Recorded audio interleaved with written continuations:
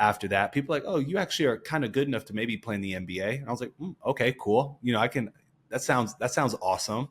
I think Tanner's the same, but I think that's exactly what we thought we would do as well at like 10, 11, 12 years old.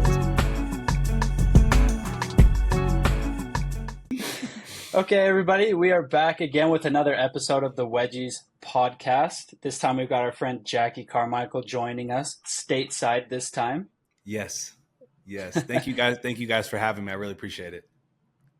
For sure. I remember, Jackie, the first time we chatted, we connected over Google Meets or whatever, and we were chatting, and I don't even remember how we got on the topic, but you asked me, like, hey, where are you calling from? And I was like, oh, I'm calling from Salt Lake. Like, you're like, oh, cool. And I was like, what about you? Where are you at? And will you tell us where you were at when I was chatting with you? Yeah, when we had our first talk and connected, I was actually in Bosnia of all places. And I think I got the initial reaction because I do know, like, when I'm on a meeting with someone and they're like, yeah, where are you? I'm like, I'm in Bosnia of all places. Like, oh, are you really? Yeah. Well, and I was like, oh, that's cool. Are you like vacationing? Yeah, exactly. I was there playing basketball. And so I was at the tail end of my season when we talked. I was going through the ebbs and flows of the season. So yeah, you caught me at a really cool time in my life. But yeah, no, I was in Bosnia, and I always tell people I'm gonna be my Bosnia spokesperson right now. If you guys are looking for like a super low key place to visit, Bosnia is the spot for sure. What's like the maybe top one or two reasons for why people should visit Bosnia, in your opinion? It's the travel is so easy within the country. It's because it's positioned between Croatia and Serbia. And so you kind of get like the best of both worlds. Like you have the seaside right there that you can get to, this city called Ljubljana where Luka Doncic is from. That's gotten super popular. His city's beautiful. It's 2 hours from Venice. I mean, literally, you can get anywhere you want, and it doesn't look like you're in Bosnia, to say the least. Like it's a really cool country. My question was, so obviously when we connected playing professional basketball in Bosnia, I was a little taken aback. I don't get that every time I jump on a meeting with somebody for the first time. Give us a little bit of your background. How did you get to where you're at?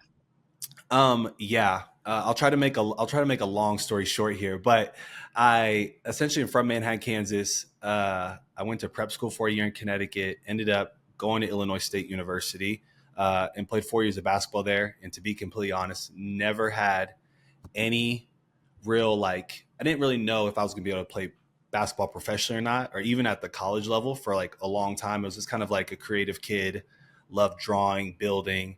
But I just happened to be like 6'6". So it was kind of like, all right, sports might work out.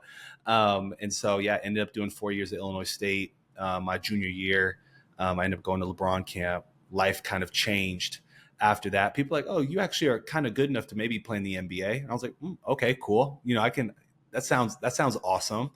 And so, junior year of college came, played, went undrafted, and then I went straight overseas actually. So I played my first year in Spain, and have been over there for 11 years. So just sports has just always like been a part of like my background and what I've done for a living. So like getting into the golf space or having business meetings or something, and people are like, well, why are you in Bosnia? What do you do? Or, I go through that whole thing. But yeah, that's I went to Illinois State University and graduated with the apparel merchandising degree. So that's kind of the fashion part of it, or the fashion background.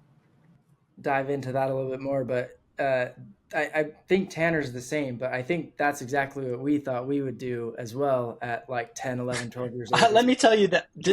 I don't remember if I told you this, Jackie, when we talked I probably didn't tell you this, but when I was a kid, like, oh man, it was probably until I was 12 that I thought I was going to go to the NBA. Like that really?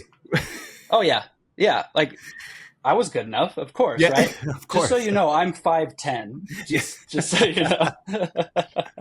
And so that was always my life goal. I was going to go to North Carolina, like Michael Jordan, right? I liked the colors and everything there too. Yes. That was always my goal.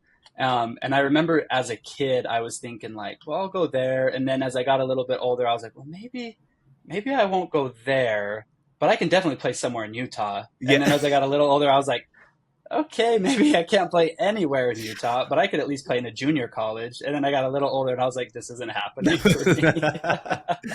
It's funny how that works. Like once you start to get older, you start, it's just like, you just start realizing things. You're like, that's why being a kid is so cool. Cause you feel like you can conquer the world, Yeah. but that's all. North Carolina would have been a great choice, I know, right? My That life kid- would have been completely different. Yeah. I can see you in Carolina blue for sure. Well, the world couldn't, and that's okay Yeah. because I like where I'm at now, and it's great. But yeah, my young life, I always, I mean, that was my plan for years. I was like, yeah, Yeah. like, of course I'll make it happen. Like anything is possible. And I would watch Space Jam all the time as a kid on like a Mhm. little VHS tape on a tiny TV, like 3 times a day Yeah. as a kid. And I was like, yeah, this is happening for me. I This just is got to work definitely hard and it'll happening. be fine. Tanner was an iPad kid That's before awesome. it was a thing. 100%. But one question that I had, obviously you've had a lot of experience in sport. You've had a lot of experience in basketball, playing D1 college, going to camps, playing professionally for so many years now. What has basketball, or maybe your experience with it, kind of taught you about life? A lot, honestly. I've probably learned more about myself on the basketball court than probably anywhere else, because it's something where I think the best way to probably explain it is you're put in these high pressure situations, and so you kind of understand how you react under stress, and when especially a coach's, because somebody's in college, the coach's job is on the line. Like typically, you're not gonna get your scholarship taken away, but then when you get to professional sports, it's like if you have a couple bad games, or something doesn't work out, or your team is losing, somebody's going to get fired. And I've been in that position where I've been the guy that's been fired. And I've seen other players that have gotten fired. So you're like, man, this is really high stress. So I think I've learned how to handle like those moments probably. When things happen in my life, I kind of like don't react the way people probably think I should react.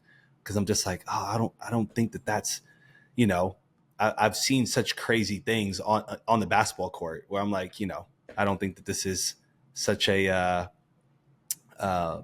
stressful moment, I guess. Yeah. Learning how to deal with other people. I'm sure you probably had teammates throughout your career that you got along super great with, and maybe some that you didn't. Yeah, tell us their names. Yeah, exactly. I'll list them off one by one. So there's a list. There's definitely a list. But kind of going into that a little bit, obviously as we connected, we found that there's a little bit of a connection between us in the state of Utah, and you kind of have a little bit of a story here. So we'd love for you to share that. Yeah. So my freshman year, we played Utah.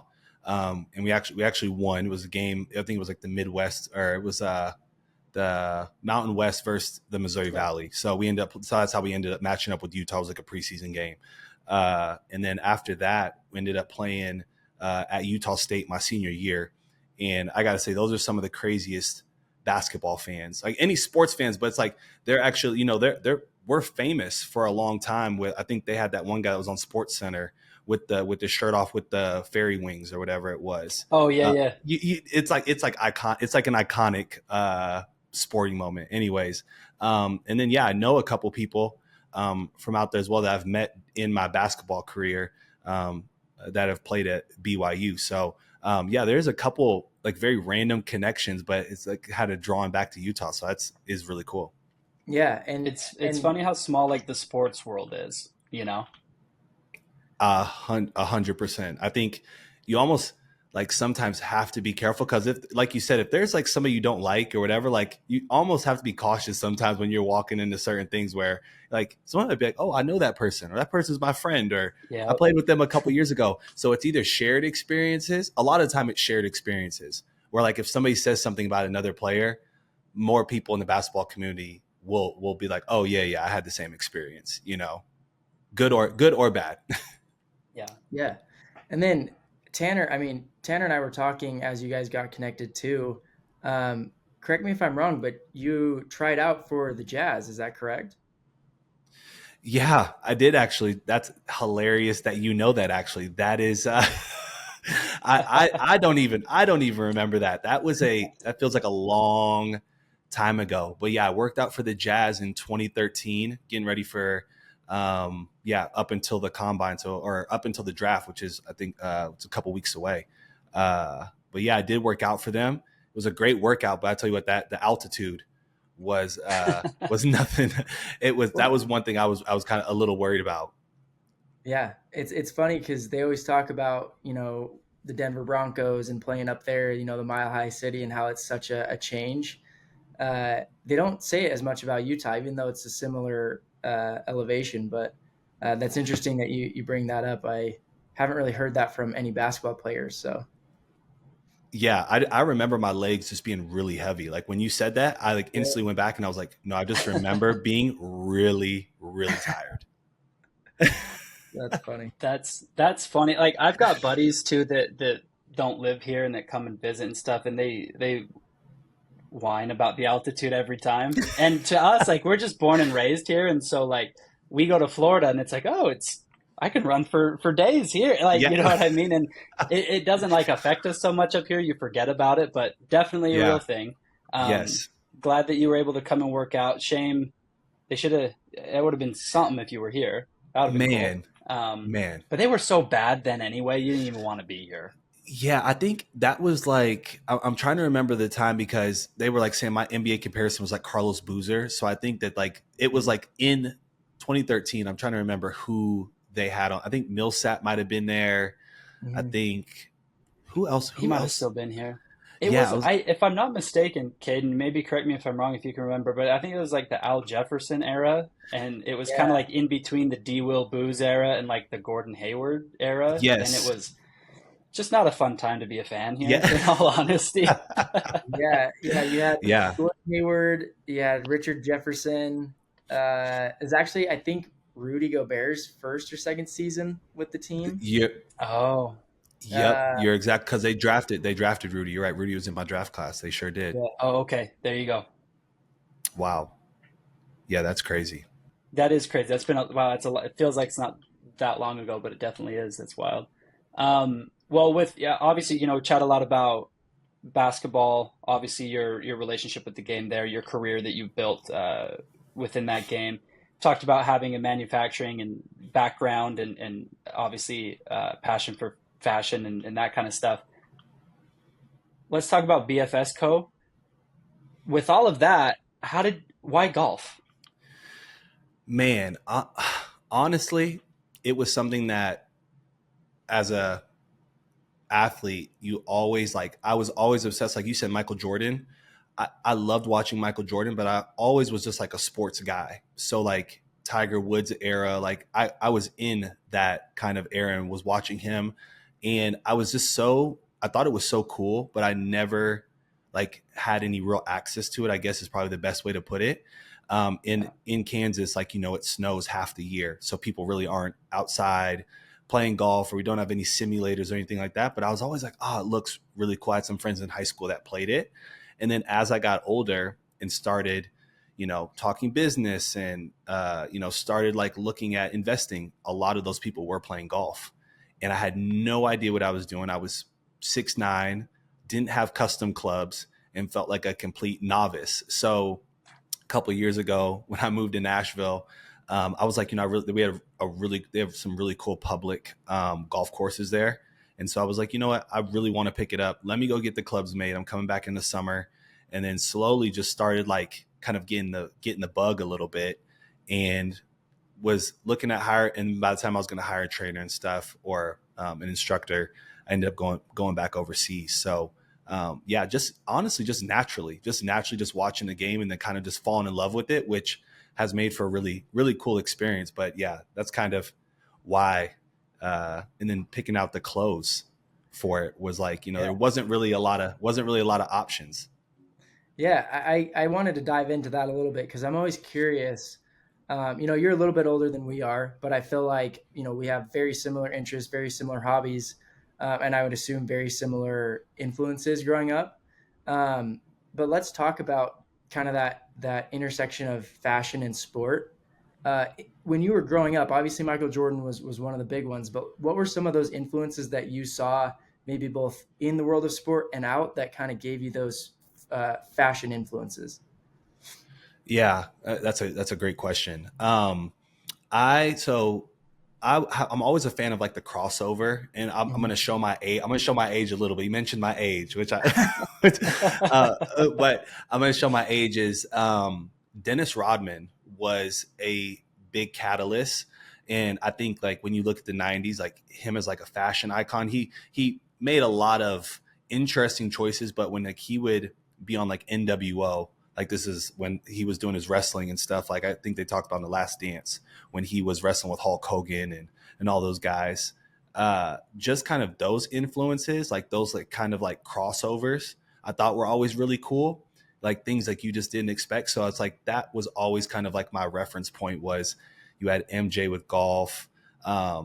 Even you had Tiger Woods, which was he was always Nike, but I always feel like there was that just like there's like something about that 90s and early 2000s, just that nostalgia and how they were dressing is just kind of where I've kind of like put my focal point at Mhm. with the fashion. Yeah, I mean, you mentioned some of those crossovers, right? It was collab culture before collab culture was really a defined thing. And, Yeah. especially in the world of golf, uh, there's been so many collabs. The one that just barely came out was Kith and TaylorMade, the second version of that. I don't know if you saw that, but Yeah. um, I think that type of stuff, um, yeah, I mean, it's cool to see, those versions maybe that would have happened in the 90s that are coming back in similar silhouettes, similar styles. But just companies that or organizations that really have nothing to do with each other, just kind of blending and yeah, I think that's really cool and probably what I assume you're hoping to do with BfsCo in the near future. Yeah, no, 100%. I mean, yeah, you said it perfectly. The TaylorMade Kith collab, I think is what's so cool about golf is you get this really cool experience. Like golf is just such a so it's like it's like an old time sport. So when you're able to like do that old time sport and then you're able to like give it that kind of like Kith push or like that streetwear push, it's so cool to see because so many people can I think you can just take golf in so many different ways and like so many different style points, like which Malbon and Kith are kind of showing us right now. But Mhm. it's like it's just such a cool medium. I feel like golf is just a really cool medium.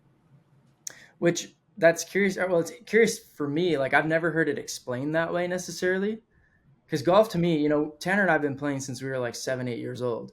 So for us, the majority of our life, it's just been an activity and a sport and a hobby. But yeah, I've never really considered that it's an artistic medium. Um, so the way that you explain that, I just think is really cool because the expressions that we're seeing now in the industry, it almost has less to do with like the sport, but just this new way of showcasing culture and fashion and just I don't know. It's almost like what basketball was in the '90s, but it's happening now, but in the world of golf. I don't know if that makes sense, but No, 100%. No, to you and to your point, I was gonna say like if you think about the '90s of basketball and then like what Allen Iverson was to the NBA, it's like it's Mhm. kind of what we're seeing now with Jason Day, where it was Yeah, like Allen exactly. Iverson was wearing a do rag, chains, and they were finding him like hundreds of Yeah. thousands of dollars, being like, you can't do that. And now we have league fits. You know what I'm saying? And like it's completely where they want you to have your individualism. I feel like we will eventually get there with golf, but I'm like, right now, Jason Day is like he's the Allen Iverson. And I think it's so cool to see because how it's going to evolve in 10, 15 years from now, it's going to be completely different. Yeah. Yeah, I think 100%. And kind of what got my mind when you and Caden were talking there, kind of what I was thinking is I feel like every decade or so, there's something that comes up that kind of like catches everybody's attention and kind of leads culture forward. Hmm.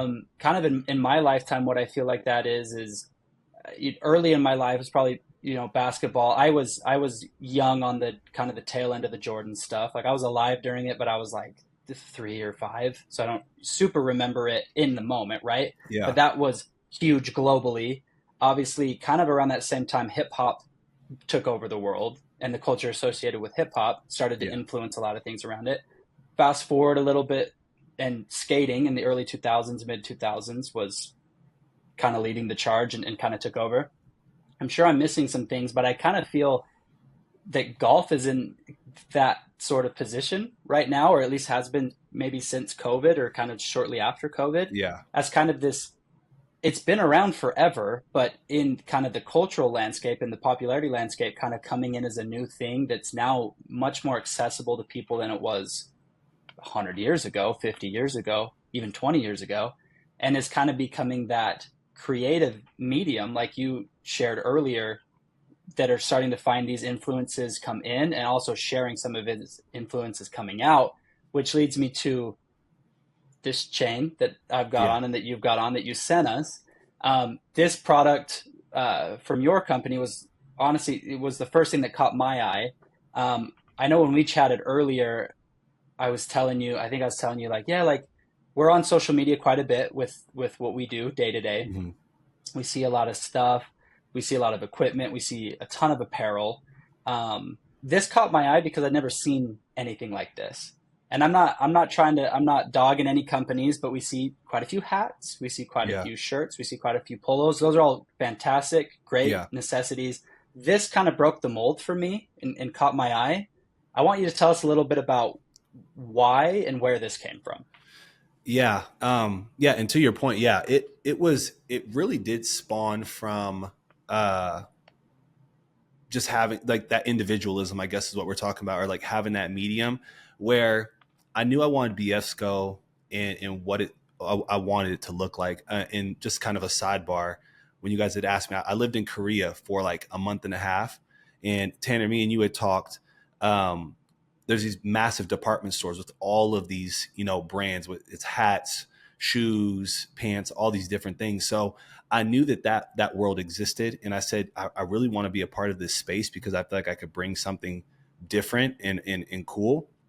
Uh, I just said what that is. I sat there and debated for months on it, and then just one day in Bosnia, I was sitting there and I was like, a divot chain, I said, would be really cool. I was just like, I kept thinking about jewelry, and I kept hitting. I was like, I feel like, and I didn't know how it was going to look, what it was going to look, if it was even going to, move the needle at all.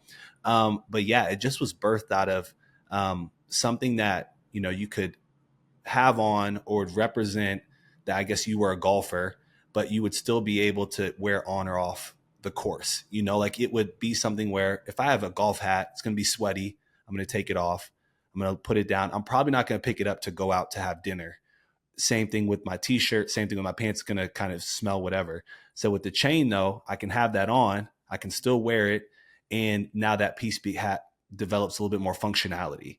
And that's just what I was looking for with BfsCo, is like, maybe we'll do the other stuff in the future, but we need that standalone product that, people are able to identify our company as. And I said, I think was a really good first option. So I'm happy to hear you say that. It looks great on you as well. So Thank you. He has This to and say some that. Carolina blue together. Oh man, I'd that have it is, made. I was just about to say that with some Carolina blue would be perfect. No, but I I love love kind that. of your. Go I was just gonna say I ahead, kid. love your thought process behind that, right? Because it's true. Like Tanner and I went golfing yesterday. Uh, the hat I wore, the shirt I wore, everything after. Yeah, like I wouldn't have gone to like a nice dinner. I wouldn't have gone out with friends with that. Even though we might not have gotten like crazy sweaty, like you're outside in the heat, like you're just not gonna wear it, right? Whereas a chain, you can Yeah. wear it in the shower, wear it all day. It's not gonna get in the way of anything, but it also stays true to kind of that hint of your personality, right? And one question that we had is like, if there was a celebrity out there that's either in golf or not that encapsulates, the ideas behind BfsCo, who would that be? And that is a great question, because I feel like all the time, like, who would I want to see my clothes on, I guess, is like how I've even developed the brand. And I think Jonah Hill is definitely somebody that I look at as like a style icon in my eyes, because I think that he, like, a Superbad is my one of my favorite movies of all time, but him as just with his style, I feel like he can move between kind of like, I want to call it like genres of clothing or like different styles. And yeah, I think he's a really good person. I feel like to be like, yeah, that's who I say. I think that it can be a couple different celebrities, but he's like the one I really think that is like, yeah, he's the guy.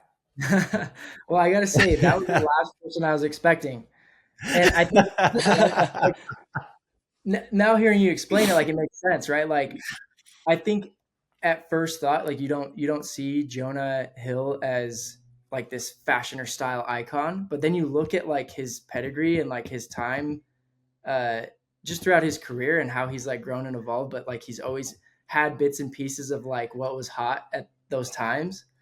And so I think that's super cool. And, he's obviously changed quite a bit throughout his career.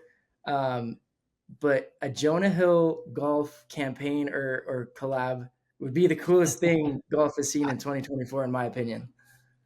I think it would be unbelievable. I think we could do a really, really good job. Like, I think it almost like leans to like, you see those like kind of like celebrity campaigns where they'll put their stuff on whatever celebrity is. I think that would be awesome. I think you're right.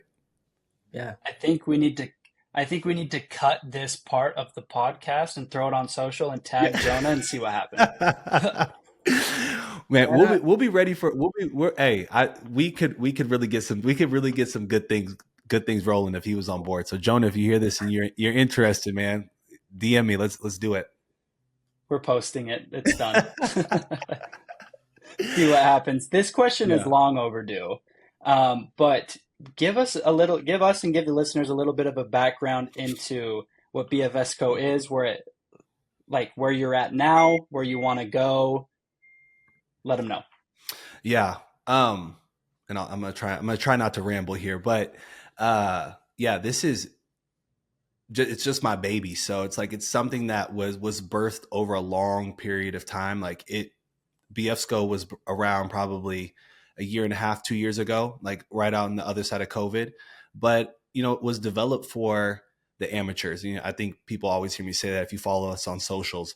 It's for the amateurs. It's for the people that, want to look the part. Like, the game may not be up to par, but you're going to show up and people are going to think, you're pretty good, and I think that that's where we kind of like try to lend into, is just more of a laid back approach or feel, like, and being able to have fun with the game. BfsCo, or Butterflower Supply Co. And that just comes from like in the Midwest, we have these like yellow flowers that kind of pop up everywhere, like on the golf course, kind of sporadic, may kind of look out of place at times.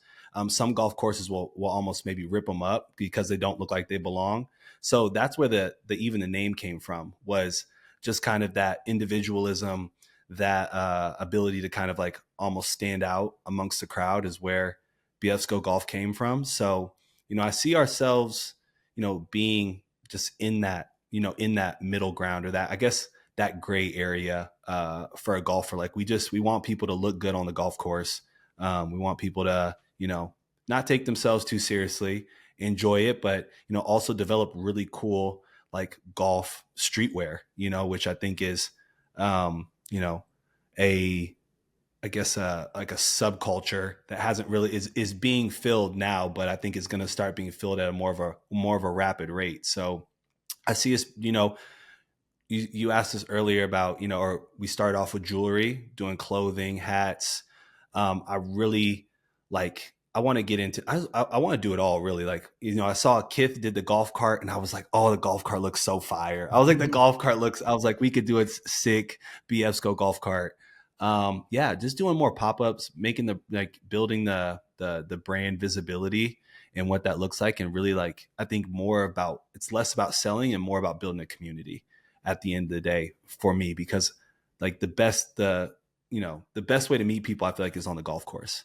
So, it's that's really the goal at the end of the day, is just build a really cool, dope community of golfers that look good and, really want to just, enjoy the game of golf, enjoy being outside. Yeah, I just wanted to say real quick, I love you just your answered the next three questions I had. Yeah. Uh, Nice. I just personally Perfect. really like your approach to like building it based on a community and not necessarily products, right?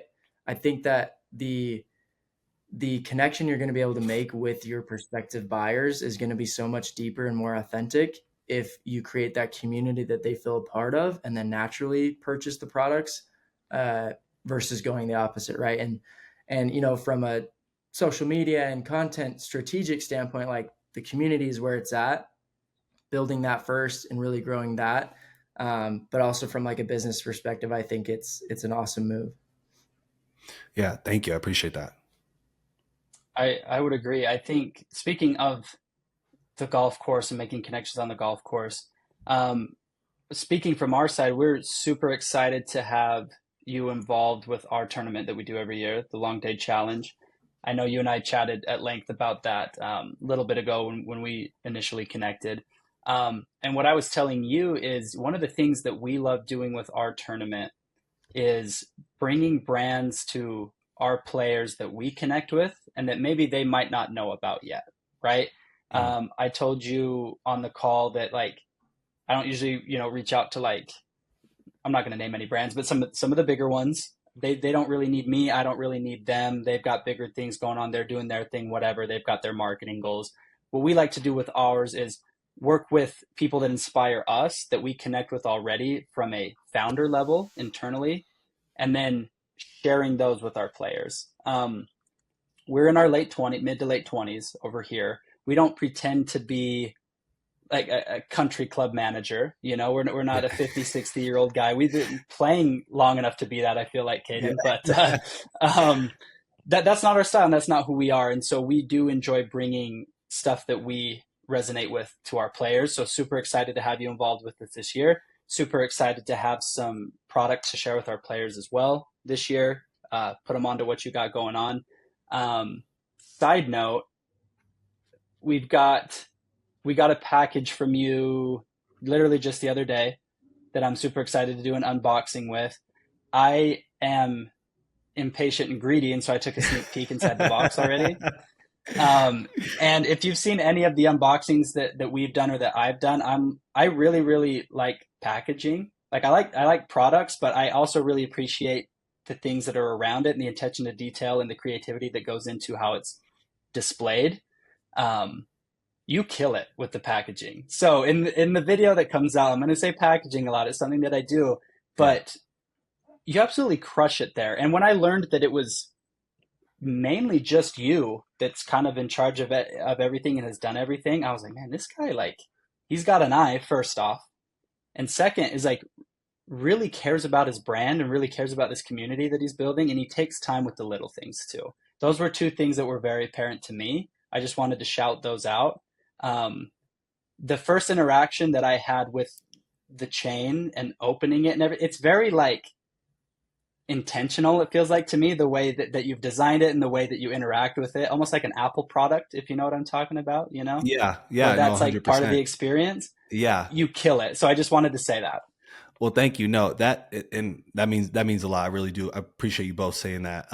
Yeah, no, that was, like you said, it is just me right now. And so I can get, and I think any creative person feels like this. I'm sure you guys feel like this, like when you guys are developing your company and building out different things, is like you try to like be like, okay, how is somebody else going to receive this more or less? And how can I kind of put my own spin on it?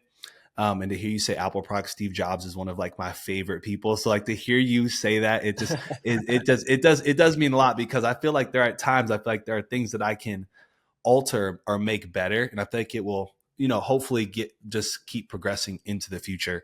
But yeah, that was the biggest thing, is to feel as if, yeah, it's an experience. You're opening it, you're receiving something that is different and not necessarily a like golf product, but is. So yeah, no, that was, you hit the nail on the head with that. So Well, awesome. I'd say just keep doing what you're doing. We're excited. I yeah, know to see you've got plans. Obviously, we've chatted about some of those and yeah, really excited to see, where you go from here, what you're able to do. I think the community is only going to grow. So I'm excited to see it go from there. I think you got some great ideas. You got some great products and you're in it for the right reasons. Um, excited to have you on the show. I feel like we could literally talk for like 6 hours. Yeah, 100%, And so 100%. we might have to have you on later too, just to indulge ourselves and have fun. Yeah. But I know, I've had an absolute blast on the show today. Super excited to get this out there and let people hear it. Excited to see, like I said, what you got going on in the future. And I know you're a busy guy, you got a lot going on. If you ever find yourself out here or want to come out here, come on out. We'll show you around. We'll show you what's good out here. Fantastic golf out here. Would love to have you out if you're ever here. We'll host you. We got you. And if I ever find myself in Bosnia here in the near future, I'm hitting you up. And I want courtside seats. Done, and done. That'll be good. You guys will be the only 3 people in the arena. So 2 people in the arena. It'll be perfect. It'll be perfect. We'll just do both. We'll go out there. We'll tour the courses in Bosnia, watch a little basketball, and then we'll come do it in Utah. Yeah, no, we'd have a blast, but no, I'll definitely be out in Utah for sure. Sooner rather than later, I hope. But yeah, no, I really appreciate the invite, and I'm going to take you guys up on that. Definitely.